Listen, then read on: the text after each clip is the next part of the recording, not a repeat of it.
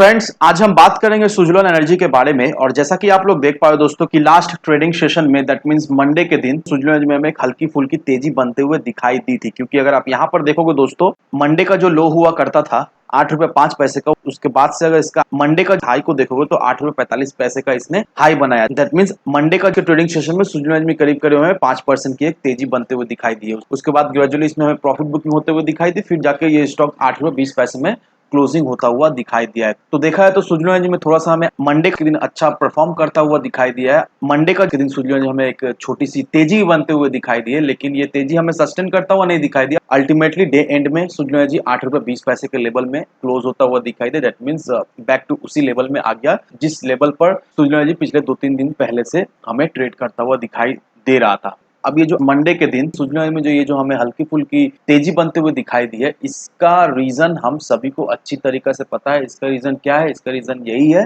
कि कंपनी की तरफ से ये ऑफिशियली अनाउंसमेंट सामने निकल कर आई है कि कंपनी इस महीने 10 तारीख को अपना क्वार्टरली रिजल्ट पेश करने वाली है। तो कंपनी की तरफ से जो खबर आता हुआ दिखाई दिया, इस खबर के वजह से देखा है तो अभी सुजलोन एनर्जी में हमें थोड़ी मोड़ी तेजी बनते हुए दिखाई दे रही है। सुजलोन एनर्जी में उतना कुछ खास हमें प्रॉफिट बुकिंग या फिर कोई कुछ शार्प हमें गिरावट होते हुए नहीं दिखाई दे रही। इसका रीजन यही है कि कुछ दिनों बाद ही सुजलोन एनर्जी का क्वार्टर 2 का रिजल्ट आने वाला है। अब इन्वेस्टर्स बहुत ज्यादा ही आस लगा के बैठे हुए हैं कि इसका क्वार्टरली रिजल्ट अच्छा होने का बहुत ज्यादा चांसेस है। क्योंकि अगर आप इसके क्वार्टर 1 के रिजल्ट को देखोगे दोस्तों, क्वार्टर 1 में सुजलोन एनर्जी ने अच्छा खासा परफॉर्म किया था, अच्छा खासा प्रॉफिट सुजलोन एनर्जी ने निकाला था। तो जिस तरह का परफॉर्मेंस सुजलोन एनर्जी ने पिछले क्वार्टर में दिया था, इन्वेस्टर्स उसी तरह का परफॉर्मेंस एक्सपेक्ट कर रहे हैं। अगर उसी तरह का प्रॉफिट नहीं भी होता तो ऑन एन एवरेज उसके इर्द गिर्द ही सोच रहा है कि इन्वेस्टर्स उसके आसपास का ही फिगर इस बार भी सुजलोन एनर्जी दे। लेकिन ऐसा होगा या नहीं होगा दोस्तों, वो तो आने वाला वक्त ही बताएगा। 10 तारीख को हमें क्लियरली पता चल जाएगा। अब दोस्तों मैं आपको एक आर्टिकल दिखाऊंगा, वो आर्टिकल देखकर आप क्लियरली समझ जाओगे कि आने वाले समय में सुजलोन एनर्जी का ऑर्डर बुक कितना ज्यादा मजबूत है,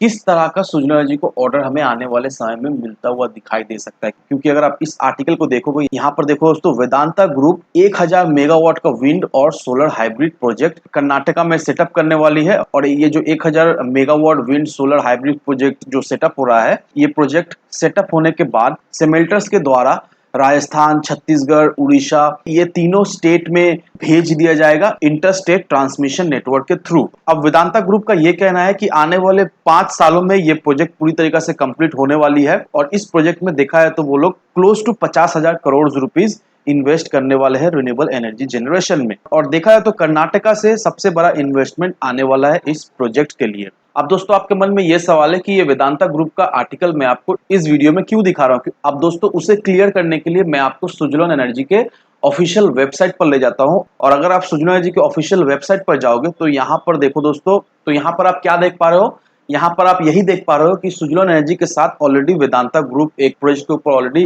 काम कर रही है। दैट मीन्स सुजलोन एनर्जी का क्लाइंट ऑलरेडी वेदांता ग्रुप है। इसका मतलब क्या निकल कर आ रहा है दोस्तों? इसका मतलब यही निकल कर आ रहा है दोस्तों कि आने वाले समय में हमें ऐसा सुनने को मिल सकता है कि वेदांता ग्रुप से भी सुजलोन एनर्जी को कुछ प्रोजेक्ट्स हमें मिलता हुआ दिखाई दे रहा है। क्योंकि यहाँ पर देखकर एक चीज तो क्लियर हो गया है कि Vedanta group already Suzlon energy का क्लाइंट है। ऑलरेडी सुजलोन एनर्जी को वेदांता ग्रुप से प्रोजेक्ट्स हमें मिलता हुआ दिखाई दे रहा है।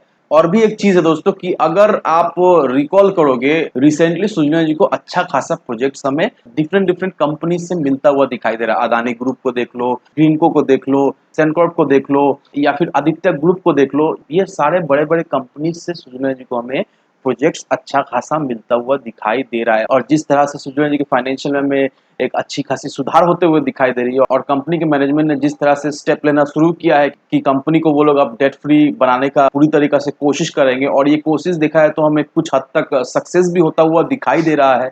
कंपनी का राइट इशू भी सक्सेसफुल हमें होता हुआ दिखाई दे रहा है। तो ऑल ओवर देखा है तो सुजलोन एनर्जी में हमें एक पॉजिटिविटी बनते हुए दिखाई दे रही है धीरे धीरे करके। तो ये सारे एक्सपेक्ट को देखकर हम एक चीज तो समझ पाए दोस्तों कि नो डाउट आने वाले समय का सुजलोन एनर्जी एक मल्टीबैगर स्टॉक रहने वाला है। सुजलोन एनर्जी अभी धीरे धीरे करके ट्रैक पे भी आ रहा है, प्रोजेक्ट्स भी अच्छा खासा मिल रहा है। और being a penny stock Suzlon energy देखा जाए तो अपने इन्वेस्टर्स को एक अच्छा खासा रिटर्न बनाकर देने में सक्षम रहा है। तो सलाह यही रहेगी कि अगर आप एक पावर सेक्टर के पेनी स्टॉक को ढूंढ रहे हो तो देखा है तो सुजलोन एनर्जी बहुत ज्यादा ही प्रेफरेबल स्टॉक रहने वाला है। अगर हम as a investor Suzlon Energy में इन्वेस्ट करके रखते हैं तो नो डाउट आने वाले 4 से 5 सालों के अंदर सुजलॉन एनर्जी में हमें एक अच्छी खासी तेजी बनते हुए दिखाई देगी और इस तेजी का बेनिफिट देखा है तो हमें ही डायरेक्टली मिलता हुआ दिखाई देगा। तो दोस्तों आज के वीडियो में बस इतना ही। वीडियो अगर आपको पसंद आए तो लाइक से सब्सक्राइब जरूर करना। तो चले फ्रेंड्स, मिलते हैं हम अगले वीडियो में।